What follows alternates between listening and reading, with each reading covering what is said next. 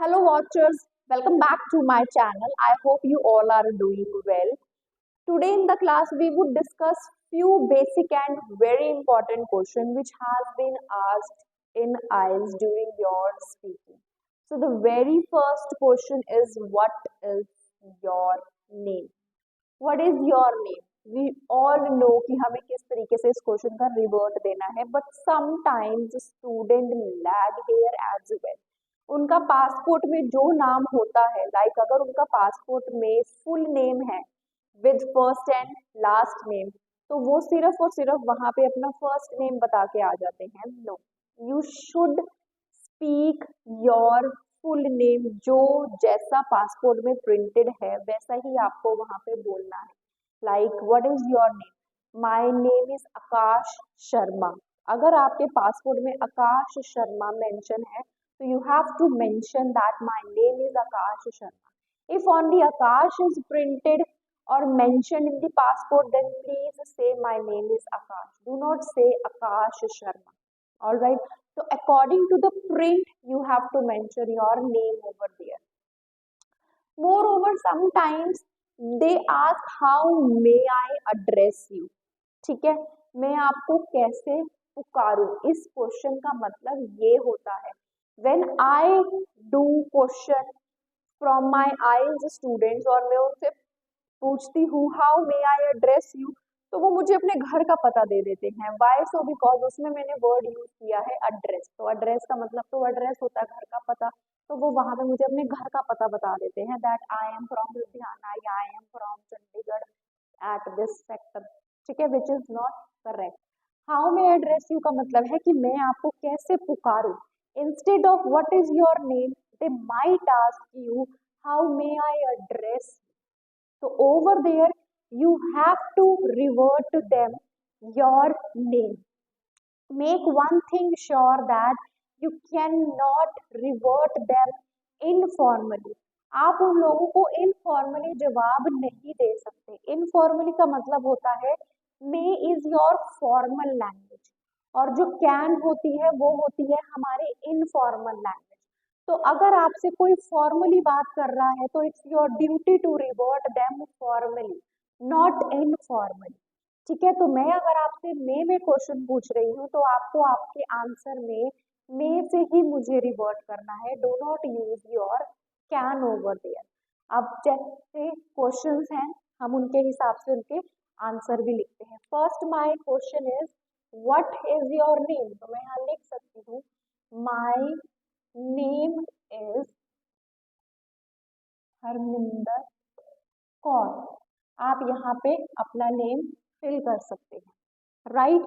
Next question है, in case अगर उन्होंने मुझसे व्हाट इज योर नेम ना पूछ के उन्होंने मुझसे पूछ लिया how may I address you, तो बड़े ही फॉर्मल तरीके से मैं इसका रिवर्ट करूंगी. You may address me as Harminder. आप मुझे हरमिंदर बुला सकते हैं. Right. Next question we have is where are you from. आप हो कहाँ से, तो आपको वो मेंशन करना है. तो मैं यहाँ पे जहां से मैं हूँ मैं वहां से मेंशन करूंगी. मैं बोल सकती हूँ आई am from Mohali which is located near Chandigarh. अगर आगे भी आपको इसके बारे में कुछ बोलना है या बताना है तो आप बता सकते हैं. जैसे कि मैं बोलूं आई am from Mohali which is located near Chandigarh.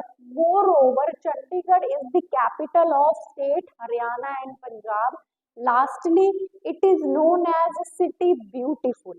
मतलब जितना आप अच्छे से अपने आप को प्रेजेंट करेंगे वहां पे, जितना अच्छे से आप अपने आप को वहां रिप्रेजेंट करेंगे, you score more banks for sure.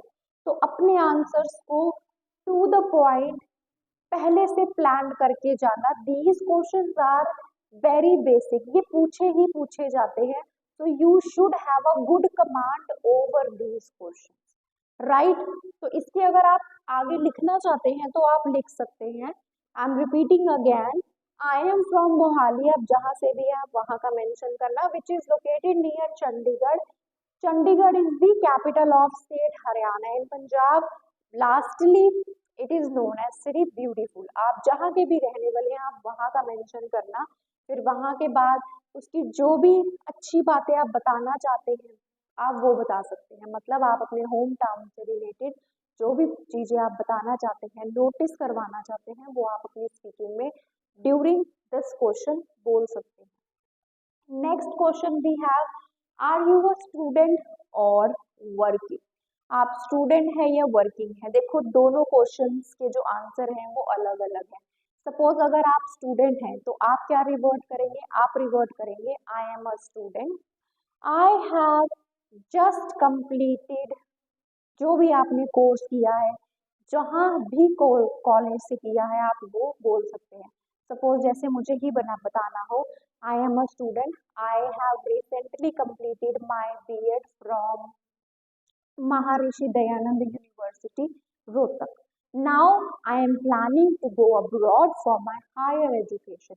अब मैं प्लान कर रही हूँ कि मैं बाहर जाऊँ अपनी फर्दर स्टडीज के लिए। बट अगर आप वर्किंग है तो आपको कैसे रिप्लाई करना है, तो आप बोल सकते हैं आई एम वर्किंग प्रोफेशनली।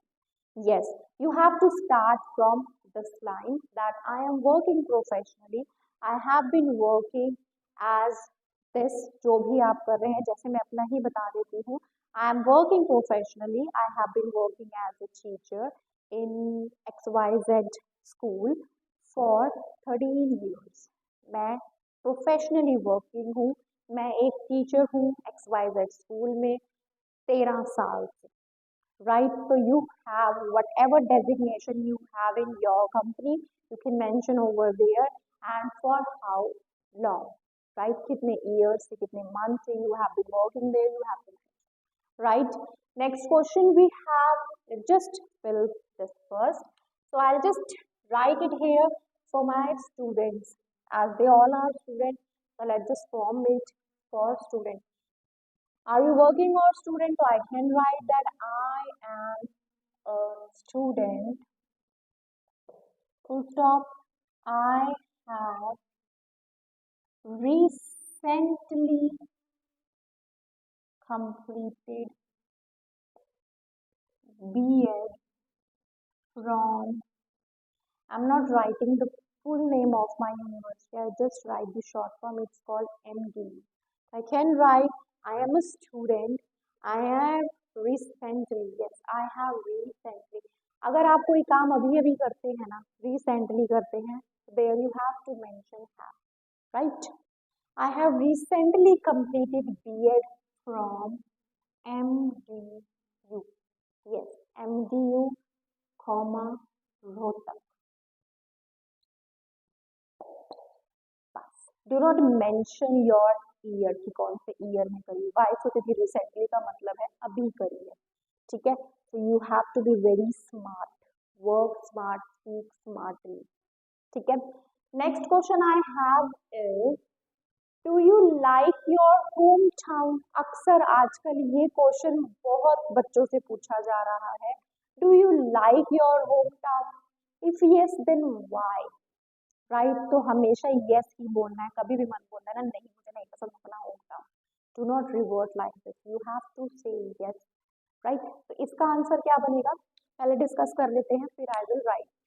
तो the question is, do you like your home town. तो हम क्या बोलेंगे, of course yes I do like my home town.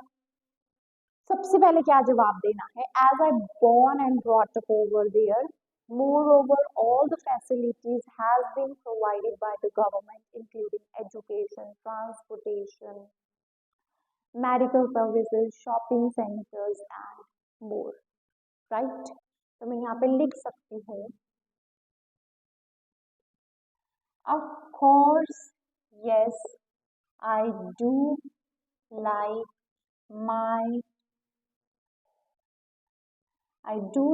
my homeland.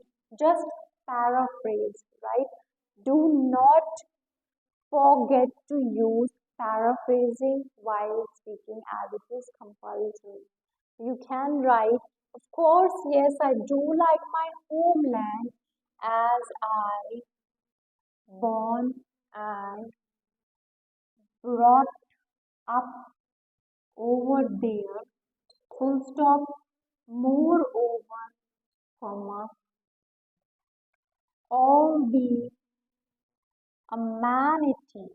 Yes, this is the new word. Amenities. Amenities means facilities. So instead of facilities, you can say amenities. मैं बोल सकती हूँ all the amenities have been provided by the government, including, अब बता भी दो कौन कौन सी दी है, including education, transportation,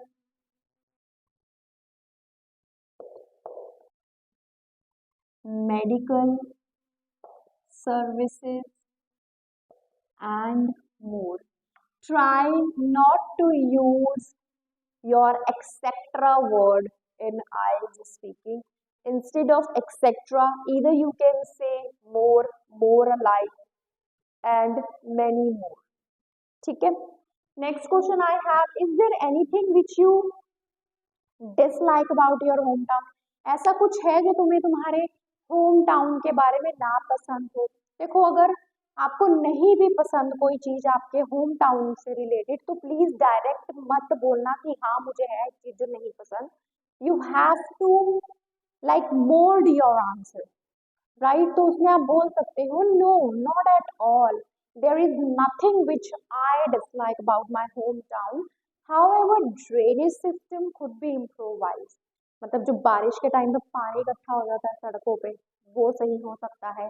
और या कहीं इंफ्रास्ट्रक्चर ऑफ रोड्स नहीं अच्छा, तो आप वो लिख सकते हैं बोल के कि no, not at all, there is nothing which I dislike about my home town. However, infrastructure of roads or the facilities of transport could be improvised.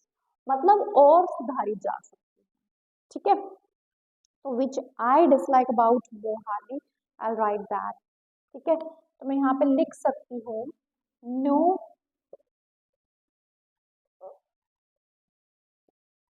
Not at all, there is nothing which I. Alright, अगर आपको मैंने question में यहाँ पे dislike बोला है, तो do not repeat your dislike word in your speaking, in your answer framing. Over there you can say do not. If I use do not, तो आप डिसलाइक बोल सकते हैं. ठीक है. तो मैं लिख सकती हूँ no, not at all, there is nothing which I do not like about my home town, full stop. However, drainage system लेना है, इंफ्रास्ट्रक्चर ऑफ रोड्स लेना है, वो आप कुछ भी लिख सकते हैं. I just mark it blank. However, drainage ले लेते हैं. Drainage system could be improvised. मतलब ड्रेनेज सिस्टम को सुधारा जा सकता है. आई होप आपको मेरी आज की वीडियो अच्छी लगी होगी. If you like my video, do subscribe my channel, share my videos more and follow for more. Bye bye.